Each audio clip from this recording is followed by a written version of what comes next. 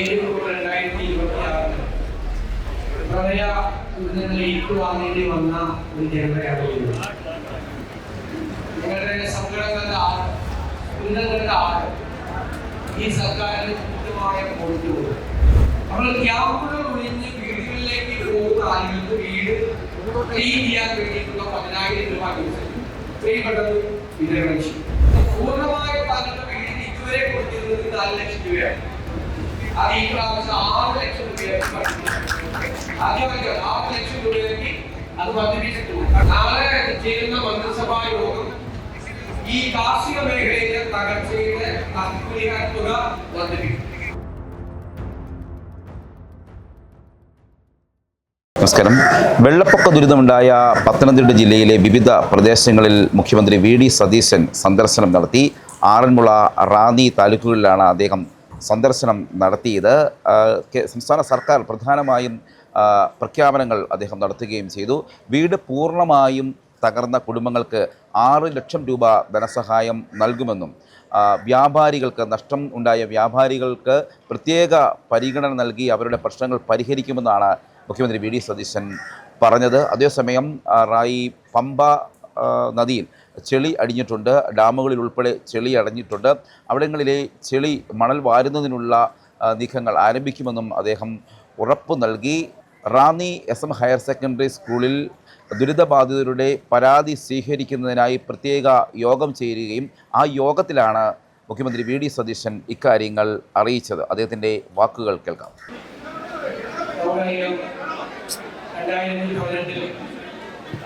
2026 പ്രളയ ദുരിതങ്ങളെ ഏറ്റുവാങ്ങേണ്ടി വന്ന ഒരു ജനതയാണ് നിങ്ങളുടെ സങ്കടങ്ങളുടെ ആഴം, ദുരിതങ്ങളുടെ ആഴം ഈ സർക്കാരിന് കൃത്യമായ ബോധ്യം. നമുക്കറിയാം, ഇപ്പോൾ പഴയതുപോലെ ഇപ്പോൾ ഏത് സമയത്തും മഴ പെയ്യാവുന്ന സാഹചര്യങ്ങൾ കാലാവസ്ഥ വ്യതിയാനത്തിന്റെ ഭാഗമാണ്.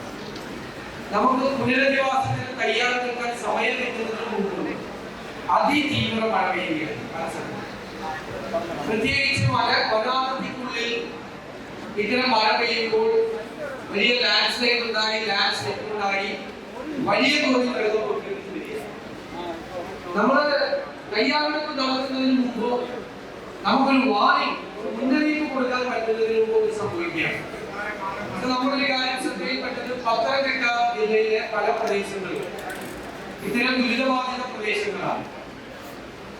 നമ്മളിപ്പോൾ നമ്മളെ ക്യാമ്പുകൾ, ഇപ്പൊ ഇവിടെ 10 ക്യാമ്പുകളാണ് നടക്കുന്നത്. കുറേ ക്യാമ്പുകളുണ്ട്. നമ്മൾ ക്യാമ്പുകൾ ഒഴിഞ്ഞ് വീടുകളിലേക്ക് പോകുന്ന ആളുകൾക്ക് വീട് ക്ലീൻ ചെയ്യാൻ വേണ്ടിയിട്ടുള്ള 10,000 രൂപ പ്രിയപ്പെട്ടത് വിതരണം ചെയ്യും.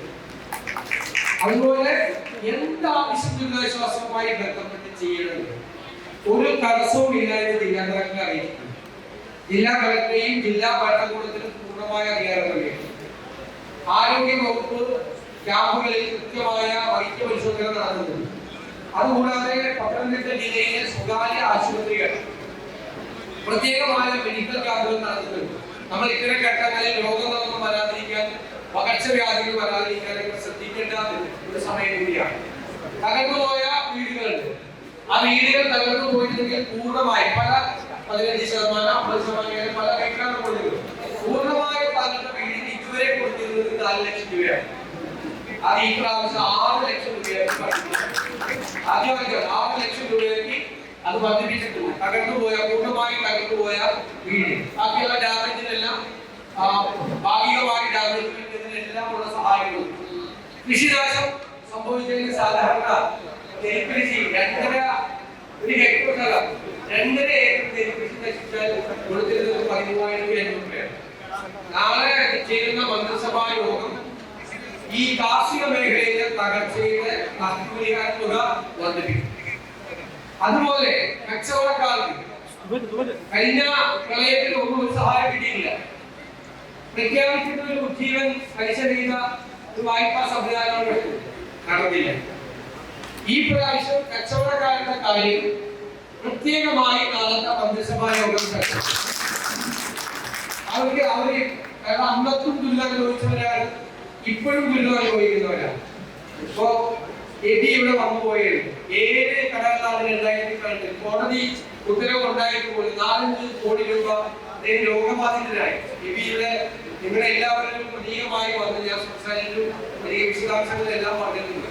ആ കച്ചവടക്കാരെ കൂടി ചേർത്ത് നിർത്താൻ വേണ്ടിയിട്ടുള്ള നടപടി സർക്കാർ ഇപ്രാവശ്യം പ്രത്യേകമായി സ്വീകരിച്ചു. അവർക്ക് വായ്പ നൽകുന്ന കാര്യവും മറ്റ് സഹായം ചെയ്യുന്ന കാര്യവും തീർച്ചയായിട്ടും ഞങ്ങൾ നാളെ ആലോചിച്ച് തീരുമാനിക്കും.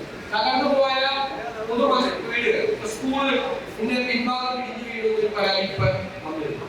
അതെല്ലാം ഉൾപ്പെടെയുള്ള എല്ലാ കാര്യങ്ങളും പ്രത്യേകമായി MLA എല്ലാ കാര്യത്തിലും ഉണ്ട്.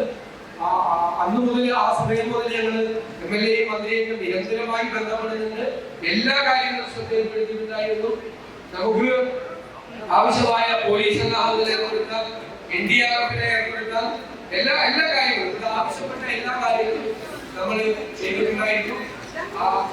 നമുക്ക് ഇതൊരു കാര്യം ഇപ്പൊ ചെയ്യേണ്ട അത്യാവശ്യ കാര്യങ്ങൾ ദുരിതം വരാതിരിക്കാൻ വേണ്ടി നമ്മൾ നോക്കുക. അപ്പൊ അതിന് ഏറ്റവും പ്രധാനപ്പെട്ട കാര്യം പറഞ്ഞു, നമ്മുടെ നദികളെല്ലാം കിടക്കുകയാണ്. 2018 വെള്ളപ്പൊക്കത്തിലെ മണ്ണിൽ കിടക്കുകയാണ്. നമ്മൾ ഇതിന്റെ ദുരിതാശ്വാസ പ്രവർത്തനങ്ങൾ കഴിഞ്ഞാൽ അടിയന്തരമായ മണ്ണ് നീക്കം ചെയ്യുന്നതിനുള്ള നടപടികളാണ്. രാവിലെ മഴ പെയ്യും, ജൂണിൽ മഴ പെയ്യാത്ത ജൂണിലും ജൂലൈയിലും മഴ പെയ്യുന്നെങ്കിൽ ഡാം കറന്നു കഴിഞ്ഞാൽ ഡാമിലും അവിടെയും ചെല്ലുക മാറ്റാൻ വേണ്ടിയിട്ടുള്ള നടപടി സേഫാണ്. ഇപ്പൊ എന്താ വെച്ചാൽ പമ്പ ഉൾപ്പെടെ വെള്ളം ഒന്ന് പൊങ്ങിക്കഴിഞ്ഞാൽ അത് താങ്ങാനുള്ള ശേഷി നദിയില്ല. കാരണം നദിയിൽ മുഴുവൻ ചെല്ലുമ്പോൾ അത് നീക്കിയാൽ ഒരുമാതിരി പെയ്ത മഴയൊക്കെ നദി ആഭ്യന്തരമായി കേരളം മുഴുവൻ ചെയ്യുന്നുണ്ട്. നമ്മൾ എല്ലാ പൈലറ്റ് പ്രോജക്റ്റുകളും പത്തനംതിട്ടയിലാണ് പൂർണ്ണമായി. പിന്നെ നമ്മുടെ കാലാവസ്ഥ മുന്നറിയിപ്പ് സംവിധാനങ്ങൾ കേരളത്തിലോ ഇന്ത്യയിലെ ഏറ്റവും മികച്ച കാലാവസ്ഥ മുന്നറിയിപ്പ് സംവിധാനം കേരളത്തിൽ ഏർപ്പെടുന്നത് നമ്മൾ ബജറ്റിൽ പ്രഖ്യാപിച്ചതാണ്. അത് ഏറ്റവും ഫലപ്രദമായി, ഏറ്റവും മതി. കാരണം ഏത് സമയത്തും പല തരത്തിലുള്ള കാലാവസ്ഥാ വ്യതിയാനത്തിന് നാളുകളിൽ ഒരുപാട് ബുദ്ധിമുട്ടുകൾ വരുന്ന ഒരു കാലമാണ്.